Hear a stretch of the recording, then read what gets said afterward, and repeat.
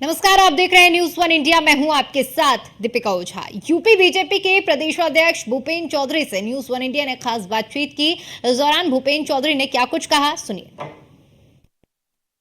जब exit polls आ रहे हैं तो वो भारतीय जनता पार्टी के पक्ष में नतीजे दिखा रहे हैं। हालांकि मुख्य नतीजे जो हैं वो 4 तारीख को आएंगे, लेकिन उसके पहले जो एग्जिट पोल है वो जो अनुमान दिखा रहे हैं उससे भारतीय जनता पार्टी की सरकार बनती हुई दिखाई दे रही है। जो 400 का पार का नारा भारतीय जनता पार्टी ने दिया था, कुछ उस नारे को भी कहीं ना कहीं एग्जिट पोल इशारा कर रहे हैं। हमारे साथ हैं बीजेपी प्रदेश अध्यक्ष भूपेंद्र चौधरी। सर, जिस तरीके से आज 400 पार का नारे की बात थी, तो कुछ एग्जिट पोल्स जो हैं उसी के आसपास दिखाई दे रहे हैं, किस तरीके से इनको देख रहे हैं? जो चुनाव का परिणामों का अनुमान कुछ मीडिया चैनल ने निकाला है तो हम उसका सम्मान करते हैं, लेकिन हमारी जो तैयारी है, हमारे जो कार्यकर्ताओं के माध्यम से नीचे से फीडबैक है, उसके आधार पर मुझे ऐसा लगता है कि हम उससे बेहतर करेंगे। और हम सब लोगों को धैर्यपूर्वक 4 तारीख का इंतजार करना चाहिए और जो भी जनादेश जनता का निर्णय है, हम सब लोगों को मिलकर देश के विकास में लिए आगे बढ़ना चाहिए। भारतीय जनता पार्टी पहले से कह रही थी कि 400 पार का नारा लेकर चल रहे हैं, हम लक्ष्य लेकर चल रहे हैं, उस लक्ष्य को पूरा करेंगे। जो एग्जिट पोल है वो लगभग इसके आसपास हैं, 10-5 आगे पीछे दिखा रहे हैं। तो मानते हैं वो नारा जनता ने स्वीकार कर लिया और जिस तरीके के अभी जो एग्जिट है, माना जाए कि ये नतीजों में भी तब्दील होंगे? हमारे पास जो नीचे से सूचनाएं हैं, नीचे से फीडबैक है, क्योंकि हमारी कार्यकर्ता बूथ पर हमारी टीम है सब जगह, तो उसके आधार पर तो हमें पूरा विश्वास है कि उत्तर प्रदेश की महान जनता ने माननीय प्रधानमंत्री जी का जो संकल्प है उसे पूरा करने के लिए अपना पूरा योगदान दिया है। अखिलेश यादव ने आज एक ट्वीट किया है, वो कह रहे हैं कि ये ईवीएम की आवाज नहीं है, डीएम की आवाज है जो एग्जिट पोल दिखाए जा रहे हैं। अब वो तैयारी कर रहे हैं कि किस प्रकार से जनादेश का अपमान किया जाए।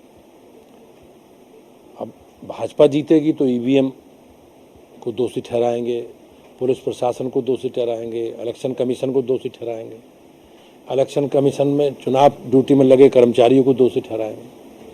लेकिन आप देखे होंगे कि पिछले 10 वर्षों में भारतीय जनता पार्टी, हमारा जो अच्छा समय है, जीतने के साथ बड़ी संख्या में परिणाम हमारे अनुकूल नहीं भी आए। आपने देखा होगा हम बिहार में 2015 में हारे, हम झारखंड हारे, हम छत्तीसगढ़ हारे, हम मध्य प्रदेश भी लगभग परिणाम हमारे अनुकूल नहीं आया, हम राजस्थान हारे, हम पंजाब का चुनाव हारे, हम अभी हिमाचल का चुनाव हारे हैं पिछले। तो ऐसा नहीं है, भारतीय जनता पार्टी, हम सब लोग जनादेश का सम्मान करके जो जो खामी रही है उस खामी को दूर करने के लिए जनता के बीच में संपर्क और संवाद बनाते हैं। ये लोग, विपक्ष के लोग, इनसे जनता से इनका कोई मतलब नहीं है, इनकी उपस्थिति जनता के बीच में नहीं है। ये तो एसी में रहने वाले लोग। जीतेंगे तो अलग विषय, हारेंगे तो सरकारी संस्थाओं पे, ईवीएम पे लालचित करने का काम करेंगे। और मुझे ऐसा लगता है कि समाजवादी पार्टी को, इंडी गठबंधन को अपनी पराजय स्पष्ट रूप से दिख रही है। सर, क्या वजह मान रहे हैं कि इंडिया गठबंधन इतने दल एक साथ आए थे, बड़े बड़े नारे दिए, बहुत सारे अपने जो न्याय पत्र दिया उसमें बहुत सारे लोक लुभावने वायदे भी थे, आखिर क्यों फेल हो गए ये लोग? लोगों को मोदी जी की गारंटी पर विश्वास है, देश के नेतृत्व के प्रति, मोदी जी के प्रति जो लोगों का विश्वास है, और हमारी राज्य सरकार के, योगी जी और मोदी जी के जो काम है, उन गारंटी के आधार पर लोगों ने भाजपा के और एनडीए के पक्ष में मतदान किया है। देश का सबसे बड़ा सूबा है उत्तर प्रदेश, हमेशा अपनी भूमिका उत्तर प्रदेश ने केंद्र की सत्ता में निभाई है। इस बार जो 80 का 80 लक्ष्य था, क्या मान रहे हैं कुछ चुनौती यहाँ इंडिया गठबंधन की है या यहाँ पर भी क्लीन स्वीप? नहीं, मुझे ऐसा लगता है कि हमारी जो तैयारी थी, हम जनता के बीच में अपना पूरा रिपोर्ट कार्ड लेकर घर घर हमारे कार्यकर्ता, माननीय प्रधानमंत्री जी, गृह मंत्री जी, रक्षा मंत्री जी, माननीय मुख्यमंत्री जी और वरिष्ठ लोग लगातार जनता के बीच में रहे हैं।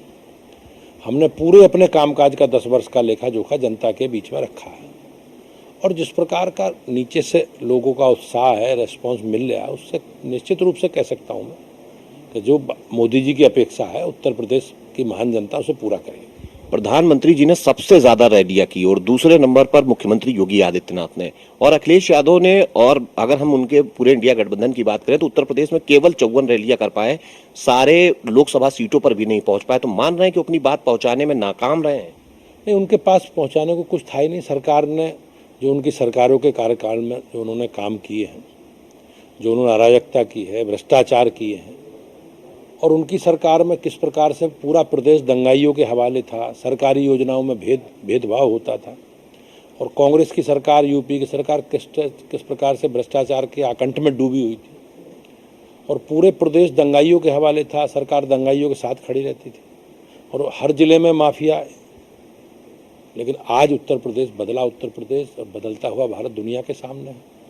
अंतिम सवाल सर ले रहे हैं, केवल ये आप बताने की सर हम जानने की कोशिश करेंगे कि आखिर क्या वजह आप मान रहे हैं जनता ने क्यों भारतीय जनता पार्टी को तीसरी बार मौका दिया है, इसकी क्या वजह सबसे बड़ी मानते हैं? हमारी सरकार की जो योजनाएं हैं, गरीब कल्याण की योजनाएं हैं, और माननीय प्रधानमंत्री जी का और हमारी पार्टी का जो अंत्योदय का संकल्प है, और हम सब लोगों ने मिलकर देश के विकास के लिए हमारी पार्टी ने जो काम किए हैं, हमारे डेवलपमेंट का हमारा एजेंडा है। बीजेपी के हमारी पार्टी के जो कोर एजेंडे से जुड़े विषय हैं जिन्हें जनता ने चुना है, और हमारी सरकार की हमेशा गरीब कल्याण के लिए हमारी सरकार समर्पित रही है। पार्टी की भी हमारी कमिटमेंट है, हमने हमेशा गरीबों के लिए काम किया है।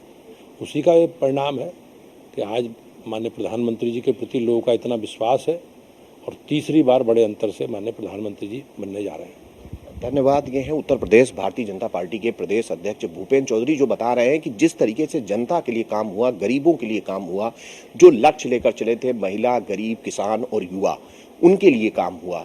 और भारतीय जनता पार्टी ने भ्रष्टाचार रहित सरकार चलाई। यही एक वजह है कि जनता ने फिर से मौका दिया है और एग्जिट पोल आने वाली 4 तारीख को मुख्य नतीजों में तब्दील होंगे।